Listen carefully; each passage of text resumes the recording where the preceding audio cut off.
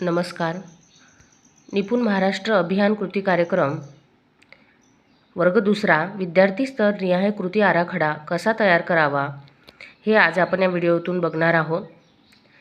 5 April 2025 रोजी वाचन व गणन चावडी वाचन व गणन कार्यक्रम पार पडला आणि त्यानुसार आपल्याला जे विद्यार्थी अध्ययन स्तर प्राप्त करू शकले आहेत त्यांना पुढच्या अध्ययन स्तरासाठी तयार करायचे आहे आणि जे प्राप्त करू शकले नाही त्यांच्यासाठी उपचारात्मक अध्यापन करून त्यांना स्तर प्राप्तीसाठी प्रयत्न करायचे आहेत. त्यासाठी गणित विषयाअंतर्गत कशा प्रकारे आपण वर्ग दुसरीसाठी संख्याज्ञान या कौशल्यावर आधारित आराखडा लिहू शकतो हे आपण आज या व्हिडिओमधून बघणार आहोत. तर अपेक्षित अध्ययन क्षमता जी आहे ती वस्तू मोजतो व 20 पर्यंतच्या संख्याबोध विकसित करतो हे आपण या ठिकाणी लिहून घेतलेले आहेत. पूर्वीप्रमाणेच अनुक्रमांक, विद्यार्थ्याचे नाव, प्राप्त करायचा अध्ययन स्तर, अध्ययन कृती आणि अनुभव, शैक्षणिक साधने, सुलभक किंवा मार्गदर्शक, अपेक्षित कालावधी, अपेक्षित उपक्रम, अध्ययन स्तर प्राप्तीसाठी कोणकोणते उपक्रम घ्यायचे आहेत आणि शेवटी अभिप्राय. तर अशा प्रकारे आपल्याला कॉलम आखून घ्यायचे आहेत. यानंतर बऱ्याच शिक्षकांचं असं थोडंसं कन्फ्युजन आहे की कोणता अध्ययन स्तर या ठिकाणी टाकायचा आहे आता 6 एप्रिल ते 20 एप्रिलपर्यंतचा.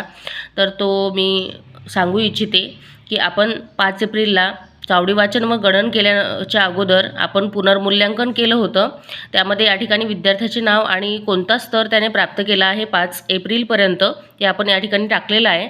आणि जर त्याने 10 क्रमांकाचा अध्ययन स्तर प्राप्त केला असेल तर आपल्याला अध्ययन आराखड्यामध्ये 11 नंबरचा प्राप्त करायचा अध्ययन स्तर टाकायचा आहे. त्याला 11 क्रमांकाचा जो प्राप्त करायचा अध्ययन स्तर आहे तो आहे आणि माहिती लिहिताना आपल्याला 10 नंबरचा अध्ययन स्तर प्राप्त आहे असं टाकायचं आहे.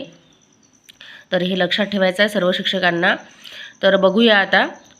माझा पहिला विद्यार्थी श्रेयश उमेश मते याने अध्ययन स्तर 10 पर्यंतची जी प्राप्ती आहे ती 5 एप्रिलपर्यंत केलेली आहे आणि चावडी वाचनमध्ये 5 एप्रिलपर्यंत गणित विषयाच्या अंतर्गत संख्याज्ञानमध्ये 10 पर्यंतच्या अध्ययन स्तर जे क्रायटेरिया आहे जो त्याने कंप्लीट केलेला आहे. त्यामुळे मी माझ्या आराखड्यामध्ये अध्ययन स्तर 11 जो आहे तो टाकलेला आहे. 10 ते 20 पर्यंतच्या संख्या अंकात लिहितो. आता याचप्रमाणे श्रेयश प्रमाणेच आयुष, प्रमोद अतकरी आणि आस्था मरुश्वर ईश्वरकर हे सुद्धा विद्यार्थी अध्ययन स्तर 10 पर्यंतच्या क्षमता ज्या आहेत त्या प्राप्त करू शकले आहेत 5 एप्रिलपर्यंत. त्यामुळे आपण त्यांचा आता अध्ययन स्तर 11 साठी तयार करत आहोत आणि त्यानुसार त्यांना अध्ययन अनुभव द्यायचे आहेत. तर अध्ययन अनुभवामध्ये 10 ते 20 पर्यंतचे अंक लिही, 10 ते 20 पर्यंतच्या रिकाम्या चौकटीत योग्य अंक लिही आणि आधीचे आणि नंतरचे अंक ओळखून लिही. अशा प्रकारे त्यांना कृती द्यायच्या आहेत. तुम्ही बोर्डवर पण देऊ शकता, त्यांच्या नोटबुकवर पण देऊ शकता. आता यासाठी कोणकोणते साहित्य वापरायचे आहे तर गणित साहित्य पेटी आहे आपल्याकडे. निपुण महाराष्ट्र अंतर्गत आलेली गणित साहित्य पेटीमध्ये खूप सारं साहित्य आहे, त्याचा वापरसुद्धा करू शकतो आपण. किंवा 10 ते 20 पर्यंतचे अंक कार्ड बनवून छोट्या छोट्या कागदांवरती ते आपण त्यांना देऊ शकतो.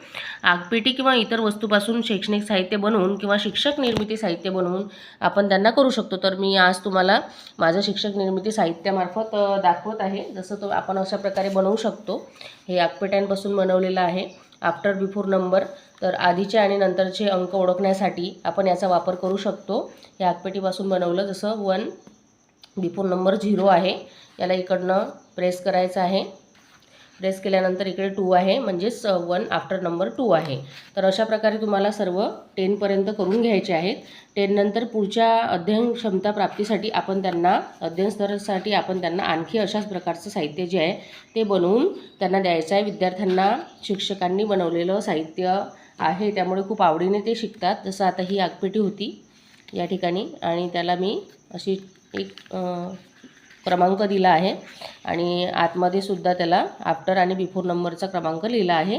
या ठिकाणी 19 आफ्टर 20 आणि या साईडनं प्रेस करूया तर या साईडनं 19 बिफोर 18 तर अशा प्रकारे तुम्ही संख्यांचा आफ्टर बिफोर क्रम आणि संख्या ओळखणे, तर अशा सोप्या आणि साध्या साहित्याच्या मार्फत जे आहे ते तुम्ही काय करू शकता, शैक्षणिक साहित्य बनवू शकता अगदी कमी वेळामध्ये आणि टाकाऊपासून छान शैक्षणिक साहित्य जे आहे ते बनवून विद्यार्थी आनंदाने शिकतील.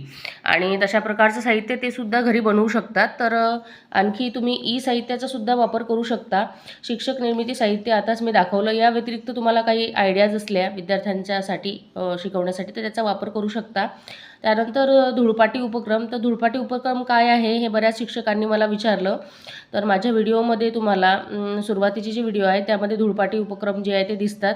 त्यामध्ये तुम्ही वेस्टेज झालेली रांगोळी किंवा रेती एका ट्रेमध्ये घेऊन त्या ट्रेमध्ये त्यांना बोटाच्या साहाय्याने किंवा काडीच्या साहाय्याने जे आहे ते विद्यार्थ्यांना अंक सांगायचा आहे आणि विद्यार्थ्यांना त्यामध्ये रेखाटायला लावायचा आहे. त्याला धुळपाटी उपक्रम म्हणतात. मी पुढच्या व्हिडिओमध्ये तुम्हाला एक धुळपाटी कशी वापरायची आहे तर ते सुद्धा सांगणार आहे. ज्या शिक्षकांना त्याबद्दल आवड आहे शैक्षणिक साहित्याने वापरून अध्यापन करण्याची, नक्कीच त्यांनी त्याचा वापर करावा.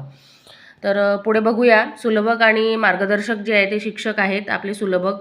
त्यानंतर वर्गमित्रसुद्धा सांगू शकतात, जे अध्ययन स्तर प्राप्तीसाठी पुढे गेलेले आहेत ते मागच्यांना मदत करू शकतात. त्यानंतर पालकसुद्धा आहे. तर आताचा जो कालावधी आहे आपला, तर तो 5 एप्रिलला आपण वाचन आणि गणन कार्यक्रम घेतला. तर 6 एप्रिल ते 20 एप्रिलपर्यंत जो आहे तो आपल्याला या ठिकाणी कालावधी पकडायचा आहे आणि त्या हिशोबाने जे आहे ते आपल्याला अध्ययन स्तरासाठी प्राप्तीसाठी प्रयत्न करायचे आहे. पुन्हा 15 दिवसांनी आपल्याला चावडी वाचन आणि गणन कार्यक्रम घेऊन अध्ययन स्तर पुन्हा पुनर्मूल्यांकन करून निश्चित करायचा आहे.